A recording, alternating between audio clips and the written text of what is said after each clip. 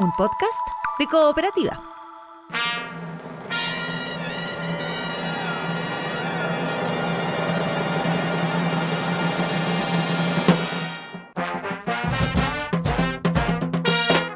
Hola, esto es Salud por la Historia, un podcast que reúne las conversaciones que hemos tenido durante ya varios años con el dramaturgo Andrés Kalawski.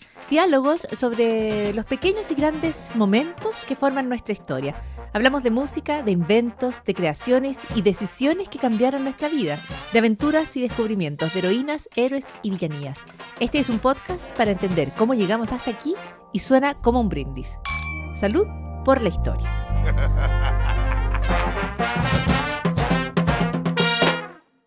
Ça ira. Les aristocrates à la lanterne. Ça ira. Les aristocrates, on les pendra.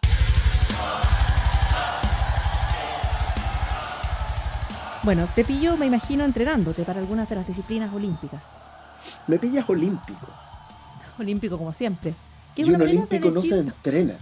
No, porque los olímpicos andan por la vida así, como dueños del mundo.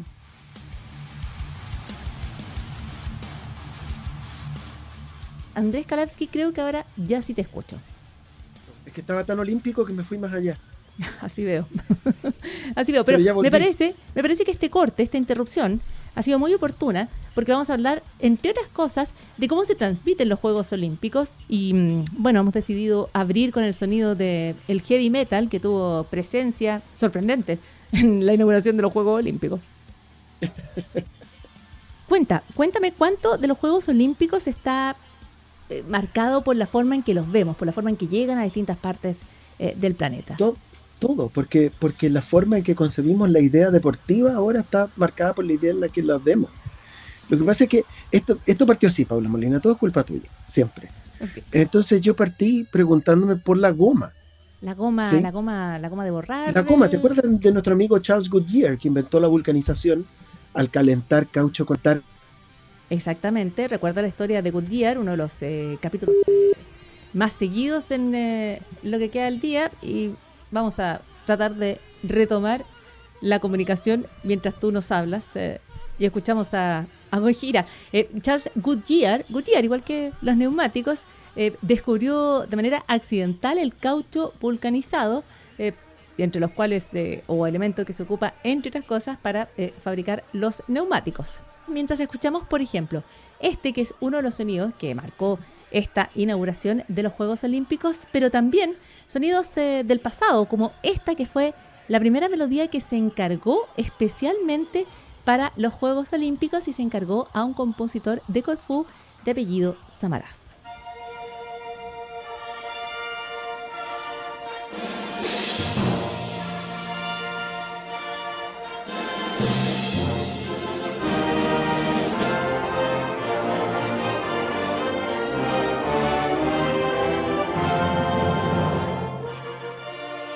Totalmente olímpico el sonido que escuchamos y que se encargó en momentos muy iniciales de las elecciones, una melodía de los Juegos Olímpicos, que ha sido un día marcado por las elecciones.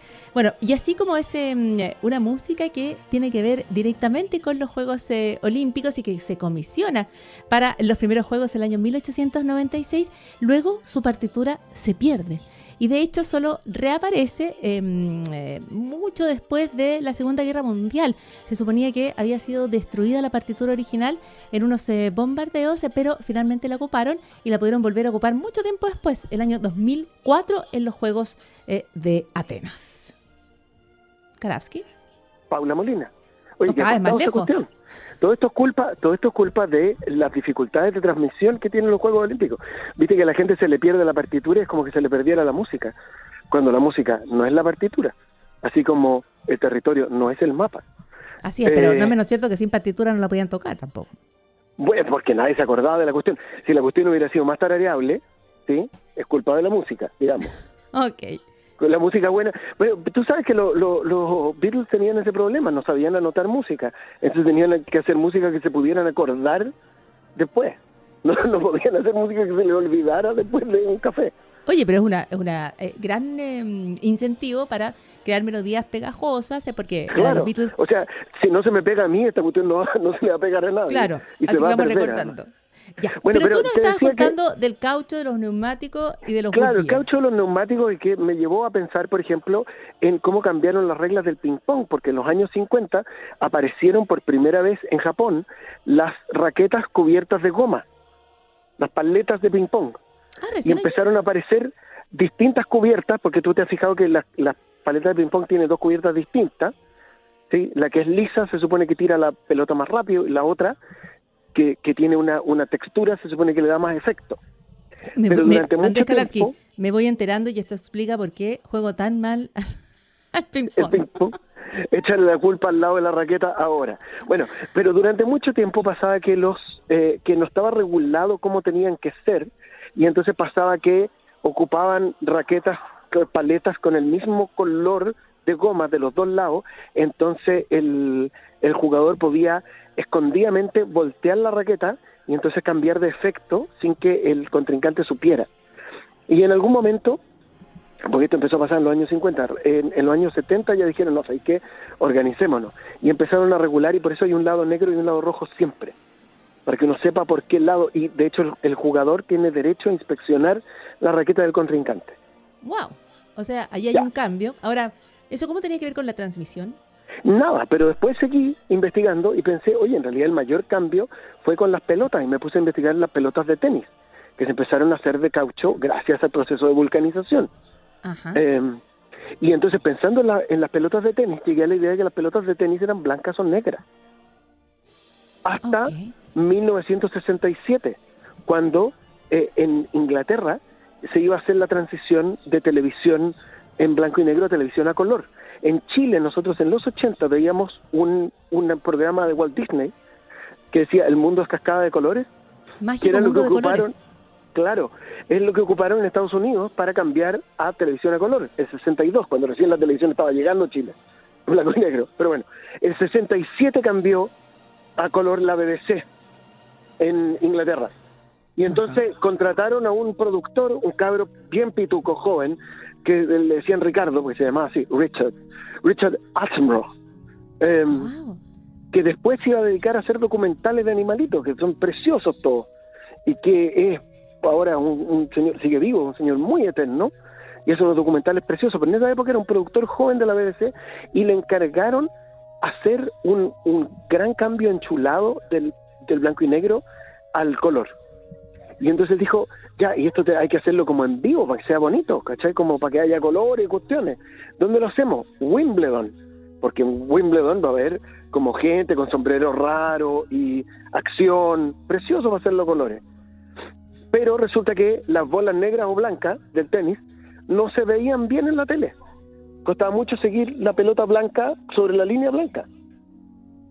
Entonces, esa es la gracia de ser pituco inglés y trabajar en la BBC. Él logró decirle a la gente de Wimbledon, chiquillo, hagan una pelota de color. Y el color no está claro, todavía la gente no sabe si es verde o amarillo. Yo creo que es amarillo, pero hay una discusión al respecto.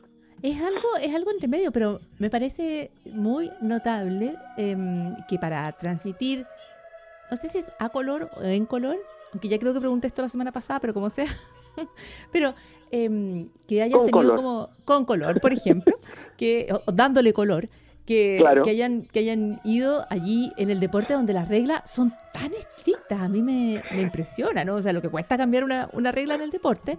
Pero curiosamente, Y les hayan cambiado el color para jugar tenis de la pelota, me parece impresionante. claro, y ese cambio apareció en el 67, pero en los 70 se volvió el cambio oficial, lo que tiene que ver con el poder que adquirió la televisión sobre los deportes, porque los deportes empezaron a ocurrir para la televisión, así como la inauguración que vimos el otro día. Bueno, yo no la vi en diferido, pero La vi en la TikTok. inauguración ocurrió para la televisión, estaba pensada, su estructura era una estructura televisiva, era imposible verla toda desde un solo lugar. Claro. Estaba pensada para la transmisión. De la misma manera, entonces, la forma en que se resuelven los sets, tú sabes de tenis, tanto más que yo, lo que por otra parte es una vara bien baja. Yo juego creo tenis. que no hay oye. varas en el tenis, espero. Pero la forma en que se resuelven los sets también es de los años 70 y está pensada en cómo no alargar los partidos para la tele. Hasta el golf cambió el sistema de puntaje para la tele en los años 80 para que para asegurarse que los mejores golfistas llegaran, los golfistas más espectaculares llegaran a la final. O sea, tú me estás diciendo que los juegos están hechos para la tele. Los juegos ahora están hechos para la tele. Y eso ha supuesto, por ejemplo, la desaparición de los atletas que empezaron los Juegos Olímpicos, que eran estos señores pitucos, hombres, y que eran amateur. Ya no existe realmente el deporte amateur de alto rendimiento, porque es un deporte que está completamente monetizado, porque nosotros lo vemos en el desarrollo y los auspicios en las marcas, y vemos el dolor y el horror que significa para los deportistas que no tienen acceso a esos recursos y que tienen que hacer toda clase de malabares para poder llegar a esas instancias. No, y de hecho estaba viendo cuestiones como la de los trajebaños, que es una saga que he ido siguiendo con pasión, porque recuerdas que los tuvieron que ir modificando porque la gente llegaba con unos trajebaños que ya prácticamente nadaban solos. O sea, entiendo, siempre hay que hacer un esfuerzo, pero por lo menos flotaban casi solos. Y una periodista se prueba uno de los trajebaños y te muestra cómo favorecen, cómo mejoran, cómo te ayudan a tener una mejor performance en la natación, al punto que hubo algunos que los tuvieron que controlar. Y lo mismo pasa con las zapatillas, ¿no? Y las zapatillas como que corren. Claro, cada tanto hay estas historias que nos devuelven un poco de fe en la humanidad, como cuando empezaron a haber corredores africanos que llegaron a la maratón a correr descalzos, aunque eso después se les prohibió.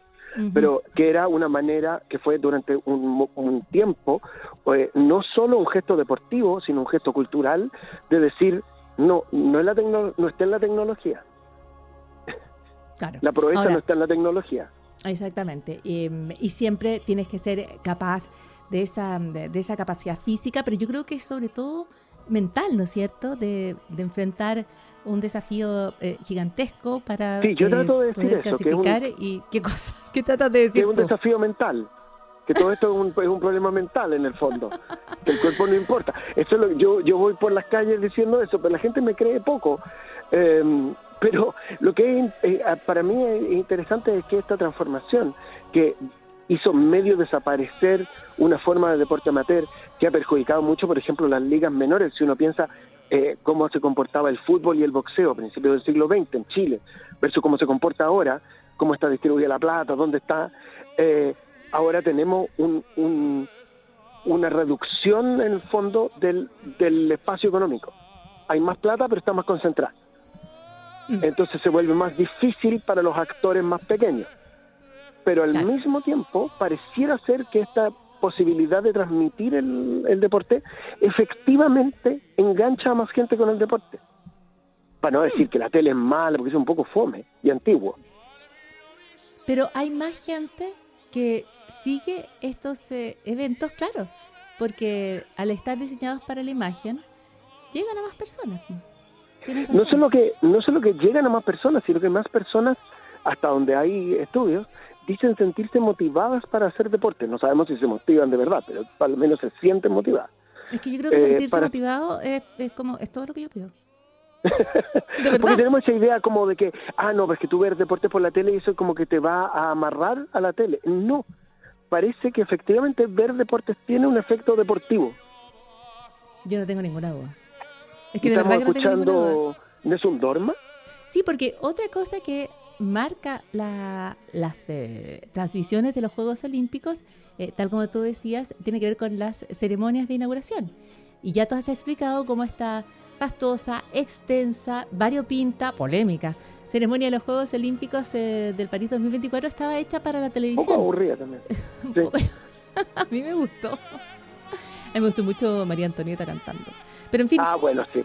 Sí, ¿no es cierto? Pero como sea, está hecha para la televisión. Y otras cosas que han estado hechas para la televisión han sido estos momentos de música tan emocionantes como, por ejemplo, cuando Pavarotti, en su última actuación, participa en la inauguración de los Juegos Olímpicos.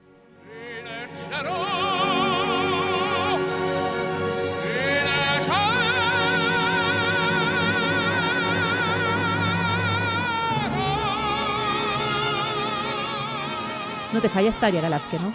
Ahí tenía atleta.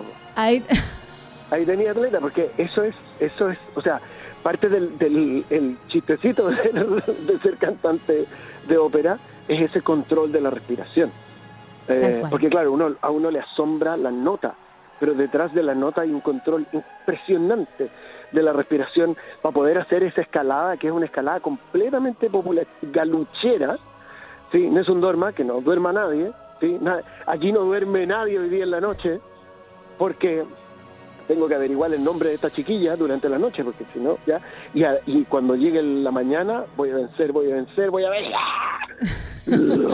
que es como el metal. Que es como heavy metal.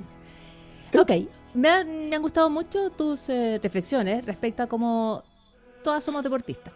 Que incluso cuando estamos viendo en la Aquí tele... somos todos como amigos y como Aquí deportistas.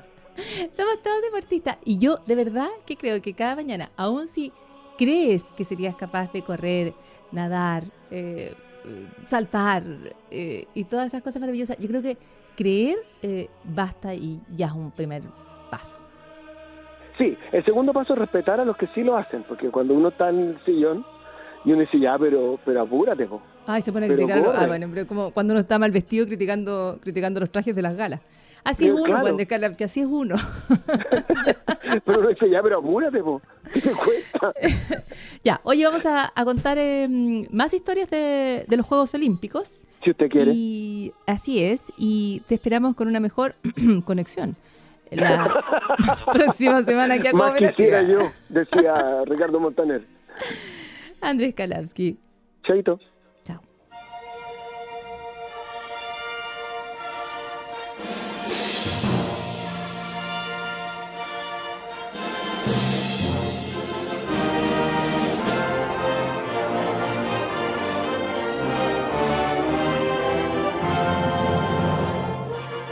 Eso fue Salud por la Historia. Conversaciones junto a Andrés C. Kalawski, disponibles en cooperativapodcast.cl, Spotify, iTunes y otras plataformas. Hasta la próxima.